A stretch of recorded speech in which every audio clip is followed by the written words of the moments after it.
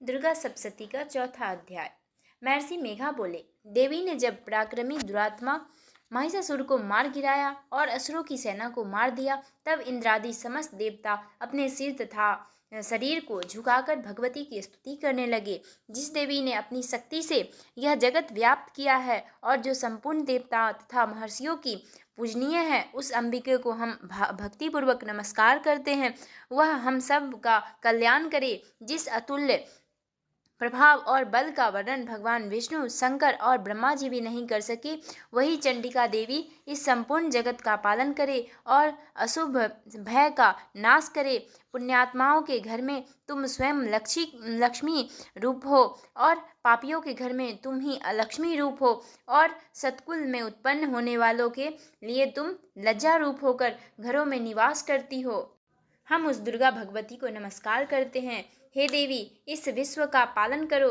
हे देवी, हम तुम्हारे अचिंतनीय रूप का इस प्रकार वर्णन करें। असुरों के नाश करने वाले भारी पराक्रम तथा समस्त देवताओं और दैत्यों के विषय में जो तुम्हारी पवित्र चरित्र हैं, उनको हम किस प्रकार वर्णन करें। हे देवी, भगवान विष्णु, शंकर आदि किसी भी देवता ने तुम्हारा पार नहीं पाया। तुम सबकी आश्रय हो। यह संपूर्ण जगत तुम्हारे ही अंश रूप है, क्योंकि तुम सबकी आदिभूत प्रकृति हो। हे देवी, तुम्हारे जिस नाम के उच्चारण से संपूर्ण यज्ञों में सब देवता तृप्त लाभ करते हैं, वह स्वाहा तुम ही हो।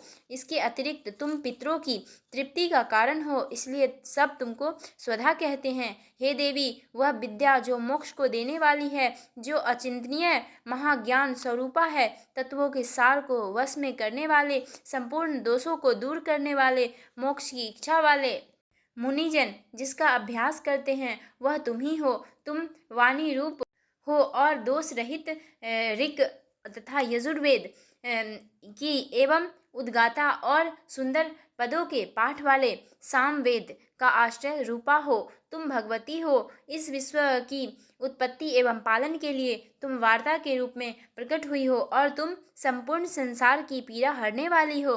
हे देवी, जिससे सारे शस्त्रों को जाना जाता है, वह मेघा शक्ति तुम ही हो और दुर्गम भवसागर से पार करने वाले नौका भी तुम ही हो। लक्ष्मी रूप से विष्णु भगवान के हृदय में निवास करने वाली और भगवान महादेव द्वारा सम्मानित गौरी देवी तुम ही हो। मंद मुस्कान वाले निर्मल पूर्ण चंद्र बिंब के समान और उत्तम सुवर्ण की मनोहर कांति से कमनीय तुम्हारे मुख को देखकर भी महिषासुर क्रोध में भर गया। यह बड़े आश्चर्य की बात है। और हे देवी, तुम्हारा यही मुख जब क्रोध से भर गया तो उदय काल के चंद्रमा की भांति लाल हो गया और तनी हुई भौं के कारण विकराल रूप हो गया। उसे देखकर भी महिषासुर के शीघ्र प्राण नहीं निकल गए। यह बड़े आश्चर्य की बात है। आपके कुपित मुख के दर्शन करके भला कौन जीवित रह सकता है। हे देवी, तुम हमारे कल्याण के लिए प्रसन्न हो। आपके प्रसन्न होने से इस जगत की अभ्युदय होती है और जब आप क्रोधित हो जाती हो तो अपने कितने ही कुलों को सर्वनाश कर देती हो। यह हमने अभी अभी जाना है कि जब तुमने महिषासुर की बहुत बड़ी सेना को देखते देखते मार दिया। हे देवी, सदा अभ्युदय प्रताप देने वाली तुम जिस पर प्रसन्न हो जाती हो, वही देश में सम्मानित होते हैं।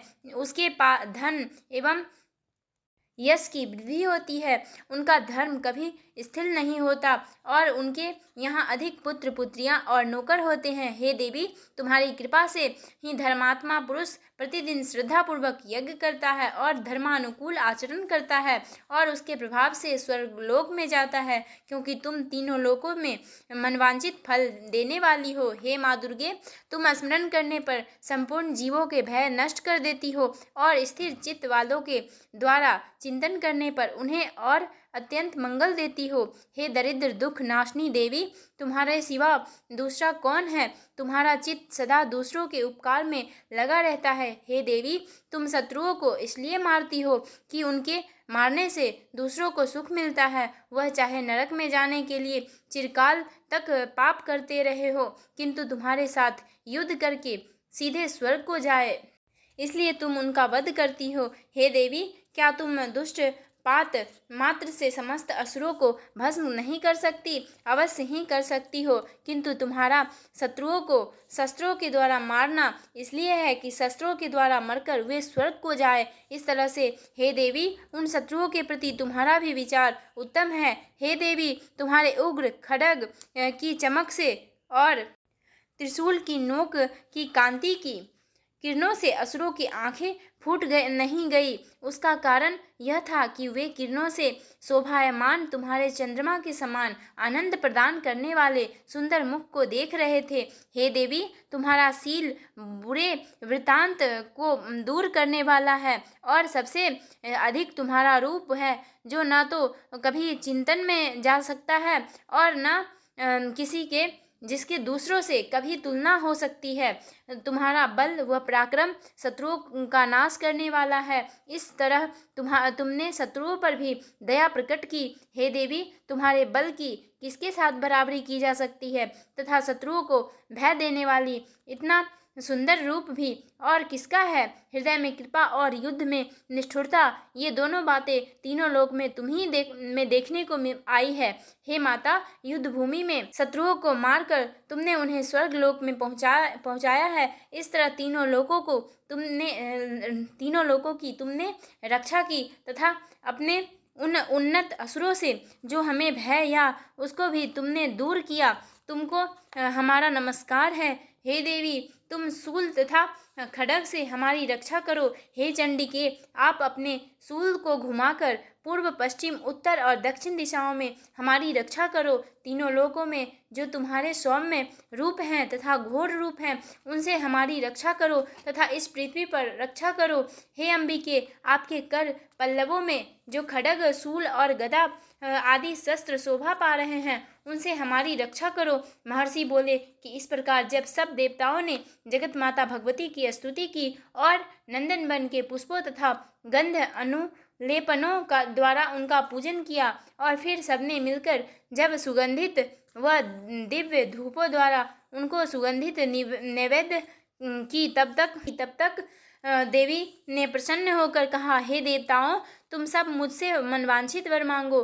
देवता बोले, हे भगवती, तुमने हमारा सब कुछ कार्य कर दिया। अब हमारे लिए कुछ भी मांगने के लिए बाकी नहीं रहा, क्योंकि तुमने हमारे शत्रु महिषासुर को मार डाला। हे महेश्वरी, तुम इस पर भी यदि हमें कोई वरदान देना चाहती हो तो बस इतना वर दो कि जब जब हम आपका स्मरण करें तब तब आप हमारी विपत्तियों को हरने के लिए हमें दर्शन दिया करें। हे अंबिके, जो कोई भी तुम्हारी स्तुति करे तुम उनको भी वित्त, समृद्धि और वैभव देने के साथ ही उनके धन और स्त्री आदि संपत्ति बढ़ावे और सदा हम पर प्रसन्न रहे। महर्षि बोले, हे राजन, देवताओं ने जब जगत के लिए तथा अपने लिए इस प्रकार का प्रश्न किया